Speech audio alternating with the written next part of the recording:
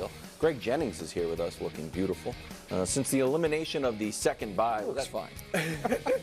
Sorry. He aight. You look great. He aight. I'll take it. No number 2 seed has lost since the elimination of the second bye. Cowboys also have a 16-game winning streak at home, currently favored by over a touchdown.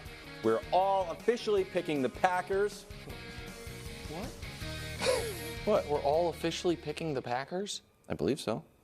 Greg might be. But Greg, are you? The rest of us have the doubts. Cowboys. I meant. This guy is Sorry. in shambles because of It's Belichick. okay, we He understand. wasn't even being funny. I We could tell understand. from the That was look just a in his mistake. eye he was not being completely funny. understand. I knew he was just Sorry, we're not lost. all picking the Packers. You even had written down Packers? It's been a rough day. Okay, sorry about that. Go I shouldn't even be at work. Sorry. Go ahead. We're all officially picking the Cowboys. We're all we officially think. picking the Cowboys. Yeah. So, Brew, is there any chance the Cowboys have an F game? You know that an F game is almost always on the board for the Cowboys. But I am going to say no. Wow. There will be no F game. The Cowboys will roll. Green Bay is young. I said it yesterday. They're the youngest team since 1974 to make the playoffs. Their defense is suspect. All right, very suspect. Oh, you're going to let this go this time, huh, Wild?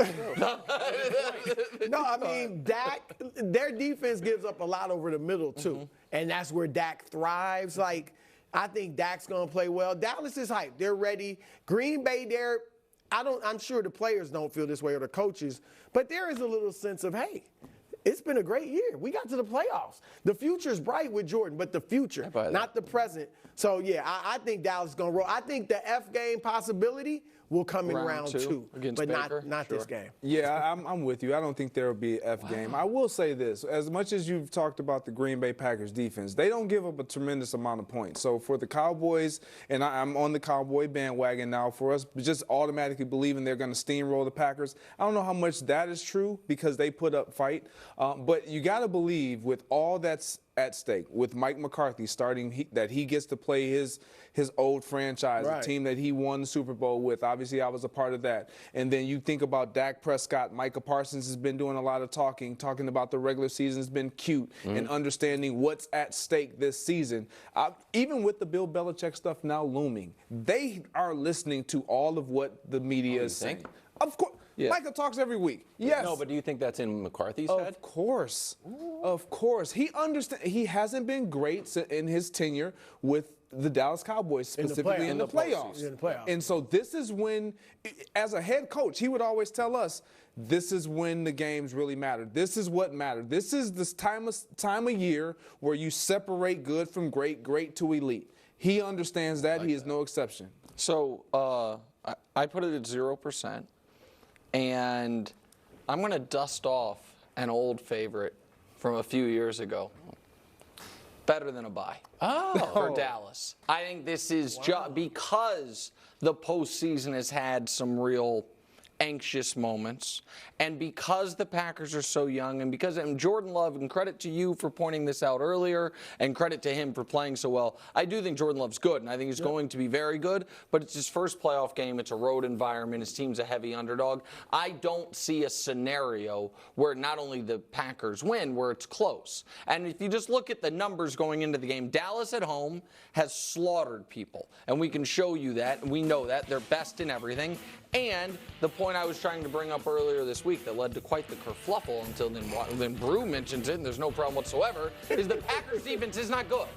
And so if the kind of genesis of better than a bye is why would something be better than a bye? It's because you can work on things. So I do have something that I think the Cowboys need to work on. Can we get something out of Tony Pollard? If you're Dallas. He was good last week. Exactly right. And that's why you saw a little, I mean, he was still, I think it was 17 for 70. Yep. And so that's not great. But, I mean, the guy had 1,005 yards this year in a 17-game season to feature back. And so can you get that running game going at least a little bit to even further open up the passing game? So I think that's the Cowboys You may approach. have opened the door. I hate to say it. you may have opened the door to the F game. Why? Because last time you talked about somebody practicing, what happened? What do you mean? They started. They went 5-5 over the last 10 years. They weren't practicing then. If you remember, the practice was actually yes, it was because I said they were practicing until the Dolphins game. That was what I said. And the Dolphins game made them 7-2, and so maybe they need to get back to practice. Actually, now that I think about it, they were way better when they were practicing. That's a good point. Meanwhile, the Eagles take their floundering 1-5 record to close out the season down to Tampa Bay, where the porous defense will line up against the Big Show. Eagles still favored by a field goal. Nick, do you think Sirianni is coaching for his job? He should be. There's now 2 coaches on the market that if I were Jeffrey Lurie, I would far rather have than Nick Sirianni. Bill Belichick and Mike Vrabel. That I think would instantly make the team better. And so now, because it's such a bad look for the organization to fire a coach a year removed from a Super Bowl, you really can't do it unless you have a collapse like this. You lose 6 of 7 down the stretch, and we can show you what they've been down the stretch. And what they've been down the stretch is arguably the worst team in the league, certainly one of them. And if that culminates in losing to the NFC South winner with an injured quarterback, you can say, and you can try to, half measure it and be like, listen, this is not about Nick, but you only have one chance to hire Bill Belichick, and we're going to take it. And with Vrabel, you couldn't really say that. It would just be like, we just think he's better than you, buddy. Sorry. And so there's that. And did you guys hear Jalen today? I want to play you this Jalen sound because this, to me, falls on Sirianni. Jalen Hurts talking about the fact that he hasn't thrown a football today. Can we play it, Hubs? Have you attempted to try and throw? I have not. Obviously, leaving that game and attempting to go back in that game probably wasn't physically the best idea. Not having much control over the things that I wanted to do. But time will tell with that, and I can assure you everything's progressing in the right way. Yeah, that's a coaching error. You let your already injured quarterback who walked to the sideline with a crooked finger in a game that was mostly meaningless go back in the game. That's a coaching error. And so that the reason for him coaching for his job, that to me grew even including today. Well, look, if he's lost Jalen Hurts, and they should definitely not let Jalen Hurts pick the next coach. All right, I'm not saying that. But if you've lost your leader in the locker room and maybe some of the other leaders and players, then that's a big problem. So that's just a caveat. But yesterday I would have said he's probably not. In fact, I'd say, look, he's made the playoffs 3 straight years. They were a 4-win team. I know it was only 1 year, but they were a 4-win team when he got there. Took them to the Super Bowl 1 of the 3 years. Okay, this is a down year, but you still won 11.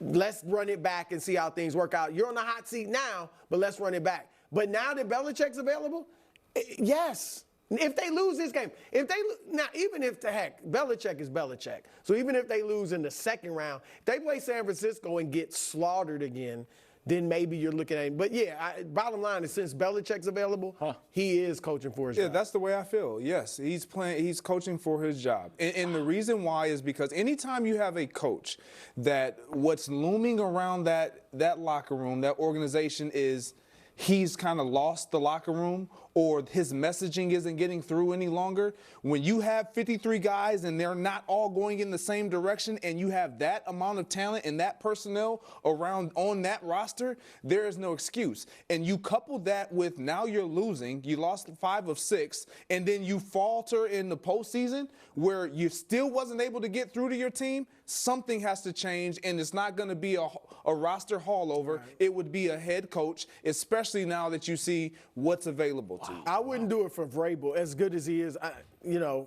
don't know that he's better than Sirianni. I do. I mean, okay, that's fine, but he's 13-21 the last 2 years. And I know he hadn't had what Sirianni's had to work with, but Sirianni's record is good. And so, I mean, this is a bad year, obviously, the second half. But I wouldn't do it for Vrabel, but Belichick, yeah. And I just, if I may, the last 2 losses felt like coaching losses.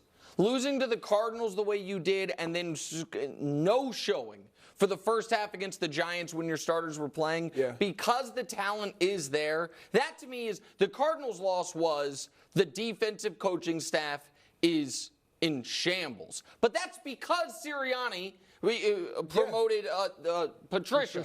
And then the Giants' loss was these guys had decided on their own, we don't care about this game. And going into that game, you had players really going to bat for Sirianni. Yeah. And Right, so that was just odd to me. And but then they don't weren't even aligned. fight. Like if the players, It looked like they. if the it players' looks like he's feeling lost was, them. I don't know if that's or the maybe case. their feeling was, listen, this game's meaningless. Dallas is going to lose. We'll be ready for the playoffs. Then they need to be in lockstep with the coach and don't put Jalen Hurts and AJ Brown and those guys out there and give them the week off. AJ, that's Yeah. another issue here. AJ took everybody to an escape room, though.